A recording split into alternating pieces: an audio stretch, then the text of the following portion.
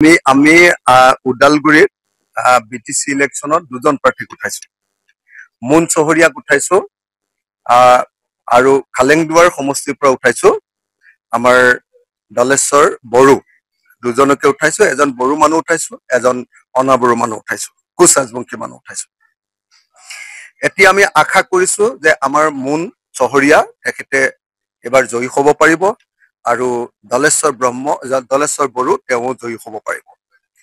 আমি এটা কথা খুব স্পষ্টকে জনাই দিওঁ যে ৰাইজৰ দলক যদি ভোট দিয়ে ৰাইজে, তেতিয়াহ'লে অখিল গগৈ যেনেকৈ অসম বিধানসভাত 126 জন বিধায়কৰ ভিতৰত আটাইতকৈ বেছিকে মাত মাতো নে নাই আপোনালোকে নিজে কওক। অসমৰ ভিতৰত আটাইতকৈ বেছিকে মাত মতা বিধায়কজন বিধানসভাত মই। যদি আজি আমাৰ দলৰ প্ৰাৰ্থীক ইয়াত জিকাই দিয়ে, আন দলৰ প্ৰাৰ্থীয়ে শুই থাকিবগৈ, আন দলৰ প্ৰাৰ্থীয়ে টকা পইচা খোৱা ধান্দাত লগাই দিব। কিন্তু আমাৰ ৰাইজৰ দলৰ প্ৰাৰ্থীয়ে ৰাইজৰ কাৰণে মাত মাতিবৰ কাৰণে আগবাঢ়ি যাব। সেইকাৰণে মই ভাবো যে আমি এজন বড়ো মানুহ ওদালগুৰিৰ পৰা এজন অনাবড়ো মানুহ দিছো। বড়ো মানুহজন জিকাই দিয়ক, বড়ো ৰাইজক হৈ পুৰা মাত মাতিব, লগতে অনাবড়ো হৈও মাত মাতিব তেওঁ। আৰু আমাৰ মুন চহৰীয়াক জিকাই দিয়ক, আমাৰ গোটেই অনাবড়ো ৰাইজৰ সমস্যাবিলাক উত্থাপন কৰিব। আজি অনাবড়োসকলৰ মাটিৰ অধিকাৰ নাইকিয়া হৈ গৈ আছে দিনে দিনে। আপোনালোকে দেখিছে বিটিচি অঞ্চলত অনাবড়ো ৰাইজৰ বাপেকৰ মাটিখিনি পুতেকৰ নামত বা জীয়েকৰ নামত লিখাবৰ কাৰণেও আজিকালি অসুবিধা হৈ গৈছে। আপোনালোকে নিশ্চয় দেখিছে। আনকি মাজে মাজে অসমীয়া ভাষাৰ প্ৰতিও প্ৰত্যাহ্বান আহি পৰে। গতিকে এই মুহূৰ্তত যদি অনাবড়ো অঞ্চলৰ পৰা সবল প্ৰাৰ্থিত্ব নাথাকে, তেতিয়াহ'লে কোনো পধ্যে অনাবড়ো ৰাইজ বিটিচি অঞ্চলত শান্তিৰে ভালকে আগুৱাই যাব নোৱাৰিব। সেইকাৰণে মই ভাবো যে মুন চহৰীয়া নিচিনা আমাৰ যুৱকসকলক আমি জিকাই দিয়াটো খুব প্ৰয়োজন। আনহাতে আমি দেখিবলৈ পাইছো যে আজিৰ দিনটোত আপুনি যদি বিটিআৰ চুক্তিখনৰ কথা চায়, বিটিআৰ চুক্তিখনৰ প্ৰথম দফাটোত লিখা আছে যে সীমাৰ সাল সলনি কৰিব লাগে। য'ত বিটিচি অঞ্চলৰ ভিতৰত নথকা, বিটিচিৰ বাহিৰত থকা বড়ো গাঁওবিলাক বিটিচিৰ ভিতৰত সোমোৱাব লাগে বুলি লিখা আছে। আৰু বিটিচিৰ ভিতৰত থকা অনাবড়ো গাঁও, য'ত বড়ো মানুহ এজনো নাই, সেই গাঁওবিলাক বিটিচি এলেকা 6 শিডিউল এলেকাৰ পৰা উলিয়াই অসমৰ এলেকালৈ পঠিয়াই দিব লাগে বুলি কৈছে। সেইবিলাক কথা কোনে উত্থাপন কৰিব? কোকৰাঝাৰ। সেইবিলাক কথা উত্থাপন কৰিবৰ কাৰণে কোনো দল নাই, কোনো প্ৰতিনিধি নাই। সেই প্ৰশ্ন যদি উত্থাপন কৰিব লাগে, তেতিয়াহ'লে ৰাইজৰ দলক ভোট দিব লাগিব। ৰাইজৰ দল জিকিলেহে সেই প্ৰশ্নবিলাক উত্থাপন কৰিব পাৰিব। আজি বিটিআৰ চুক্তিখনত কৈছিলে যে বিটিআৰ চুক্তিখনৰ মতে তো এতিয়া বিটিচিত 60 জন MCLA থাকিব লাগে, কিন্তু আছে মাত্ৰ 40 জন। 60 জন যাতে MCLA থাকে, 60 জন যাতে MCLA থাকে, তাৰ কাৰণে এই প্ৰশ্নবিলাক কোনে উত্থাপন কৰিব? বিটিচি শাসনক অধিক ক্ষমতা প্ৰদান কৰিব লাগে, এই প্ৰশ্নবিলাক কোনে উত্থাপন কৰিব পাৰিব? ৰাইজৰ দলে। বেলেগ পাৰ্টীয়ে এইবিলাক নামাতে, সকলোবিলাকে দিল্লী আৰু দিছপুৰলৈ ভয় কৰি থাকে। আমি কিন্তু ৰাইজৰ দলৰ ভয় নকৰো, আৰু ৰাইজৰ দলে ভয় নকৰো কাৰণে আমি বিটিচিৰ হাতত অধিক ক্ষমতা দিয়ক, এই প্ৰশ্নটো আমি উত্থাপন কৰিব পাৰো। তৃতীয় বস্তুটো হ'ল, আজি ধৰক বিটিআৰ চুক্তিখনত কৈছিলে যে চেণ্ট্ৰেল ইউনিভাৰ্চিটি এখন বৰমাত স্থাপন কৰা হ'ব, ওদালগুৰিত স্পৰ্টছ ইউনিভাৰ্চিটি স্থাপন কৰা হ'ব। কিন্তু ক'ত ওদালগুৰিত স্পৰ্টছ ইউনিভাৰ্চিটি দেখিলে, ক'ত বৰমাত আপুনি চেণ্ট্ৰেল ইউনিভাৰ্চিটি দেখিলে? ক'তো স্থাপন কৰা নাই। এই প্ৰশ্নবিলাক কোনে মাতিব? এই প্ৰশ্নবিলাক মাতিবৰ কাৰণে কোনো মানুহ নাই। আজি মই যিমানখিনি অনাবড়ো গাঁৱলৈ গৈছো, চব অনাবড়ো গাঁৱৰ ৰাস্তাবিলাক ভগা চিগা। কোনেও এই ৰাস্তাবিলাক বনাম বুলি নকয়।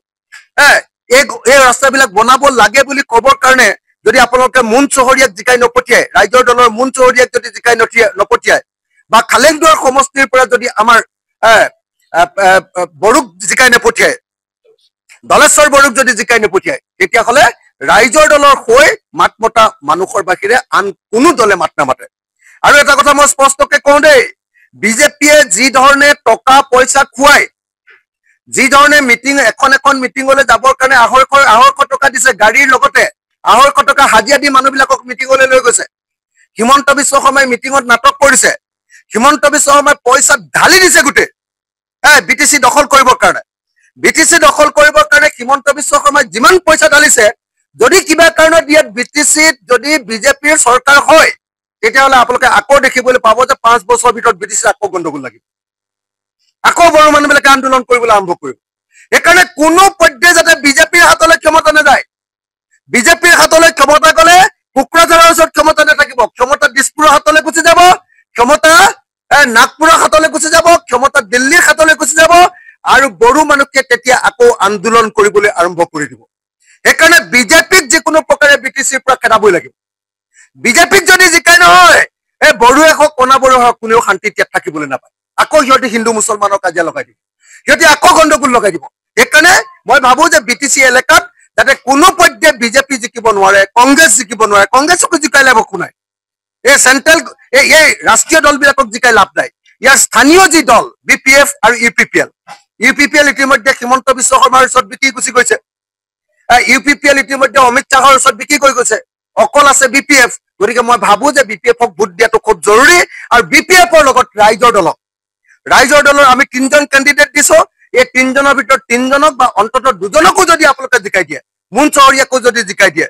দলেশ্বৰ বড়োকো যদি জিকাই দিয়ে তেতিয়াহ'লে অসমীয়া ৰাইজ অসমৰ খিলঞ্জীয়া মানুহ বড়ো ৰাইজ আৰু অনাবড়ো ৰাইজ সকলোৱে ঐক্যবদ্ধভাৱে বিটিচি এলেকাত নিজৰ প্ৰশ্নবিলাক উত্থাপন কৰিব পাৰিব মই বাৰম্বাৰ কৈছো ৰাইজৰ দলৰ বাহিৰে বেলেগক ভোট দি কোকৰাঝাৰত মাত মতা কোনো প্ৰতিনিধি নাপাব কোকৰাঝাৰত গৈ শুই থাকিবগে MLC বিলাকে MCLA বিলাকে গৈ কোকৰাঝাৰত গৈ টোপনি মাৰি থাকিব যদি ৰাইজৰ দলক ভোট দিয়ে আমি জোৰদাৰকে লাগিম মই নিজে গৈ কোকৰাঝাৰত হাল্লা লগাই দিম যে কিয় অনাবড়ো গাঁৱত ৰাস্তা নহব কিয় অনাবড়ো মানুহে মাটিৰ পট্টা নাপাব কিয় বিটিচি অঞ্চলৰ ক্ষমতা বৃদ্ধি নহব কিয় বিটিচি অঞ্চলৰ 40টা সিটৰ ঠাইত 60টা সিট নহব কিয় বিটিচিৰ ভিতৰলৈ বড়ো গাঁওবিলাক সোমোৱাই দিয়া নহব আৰু কিয় বিটিচি অঞ্চলৰ পৰা অনাবড়ো গাঁওবিলাকক কৰ্তন কৰা নহব এই প্ৰশ্নবিলাকক লৈ চেণ্ট্ৰেল ইউনিভাৰ্চিটি কিয় স্থাপন নহব চেণ্ট্ৰেল স্পৰ্টছ ইউনিভাৰ্চিটি কিয় স্থাপন নহব এই প্ৰশ্নবিলাকক লৈ মই গোটেই কোকৰাঝাৰ খিলাই দিব পাৰিম আমাৰ প্ৰাৰ্থীবিলাকে আমাৰ কেণ্ডিডেটবিলাকে আমাৰ জয়ী হোৱা MCLA বিলাকে মাত পাতিব পাৰিব সেইকাৰণে মই সকলো ৰাইজকে আহ্বান জনাইছো যে এফালেদি BPFক জিকাব লাগে আৰু আনফালেদি বড়ো জাতিৰ স্থানীয় সংগঠন BPFক জিকাব লাগে আৰু আনফালেদি ৰাইজৰ দলক জিকোৱাৰ ব্যৱস্থা গ্ৰহণ কৰিব লাগে তেতিয়াহে BTAG শান্তি থাকিব তেতিয়াহে BTC অঞ্চলৰ মানুহৰ ক্ষমতা নিজৰ হাতত নিজৰ ক্ষমতা থাকিব সেইকাৰণে মই সকলোকে ঐক্যবদ্ধ হৈ আগবাঢ়ি যাবৰ কাৰণে আৰু বিজেপিক কোনো পৰ্যায়ে BTC নিদিবৰ কাৰণে সকলোকে আহ্বান জনাইছো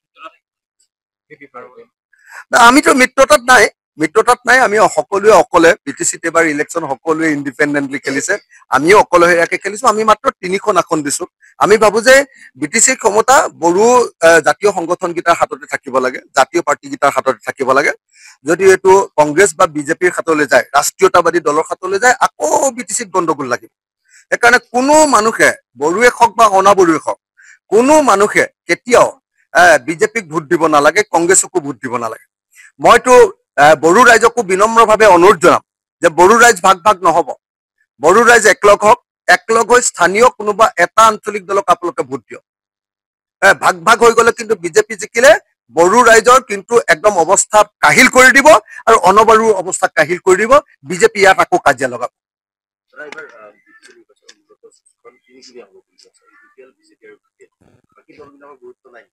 মই ভাবো যে BTC নিৰ্বাচন এই মুহূৰ্তত BPF আৰু বিজেপিৰ মাজতে আগবাঢ়ি গৈ থকা দেখিবলৈ পাইছো UPPL ইতিমধ্যে 3 নম্বৰ পাৰ্টিত পৰিণত হৈছে UPPLৰ অৱস্থাটো ভাল দেখা নাই মই কিন্তু মই ভাবো যে বিজেপি যাতে কোনো পৰ্যায়ে আগবাঢ়িব নোৱাৰে BPFৰ হাতত ক্ষমতা দিয়ক তেতিয়া অন্ততঃ বড়ো মানুহৰ হাতত ক্ষমতা থাকিব আৰু BPFে কি হয় বড়ো আৰু অনাবড়ো সবকে লগত লৈ আগবাঢ়ে UPPLে আকৌ অকল বড়ো মানুহক গুৰুত্ব দি দিয়ে গতিকে কামটো ভালকে নহয় আকৌ বিজেপি যদি আহিবলৈ কয় তেতিয়াহ'লেতো আপোনালোকে জানিব আকৌ BTCত গণ্ডগোল আৰম্ভ হৈ যাব সেইকাৰণে বিজেপিক কোনো পৰ্যায়ে আনিব নালাগে মই বিজেপি ভোট নিদিবৰ কাৰণে BTC বাকী ৰাইজক দৃঢ়তাৰে অনুৰোধ জনাইছো বিশেষকৈ বড়ো ৰাইজ আৰু আমাৰ অনাবড়ো ৰাইজ দুইটা দলকে আমি আহ্বান জনাইছো যে বিজেপিক ভোট নিদিব বিজেপিয়ে গণ্ডগোল লগোৱাটো খাটা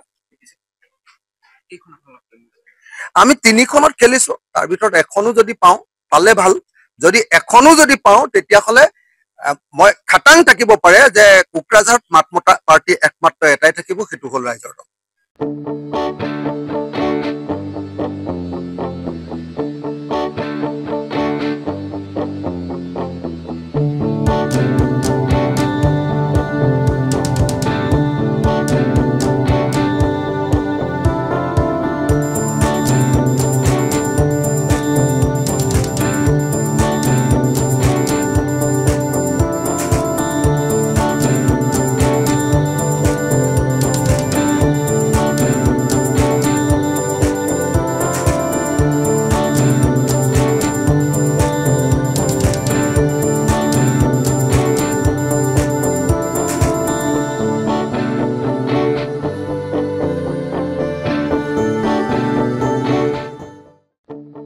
আপোনাৰ সপোনৰ ঘৰখন কেনে হ'ব?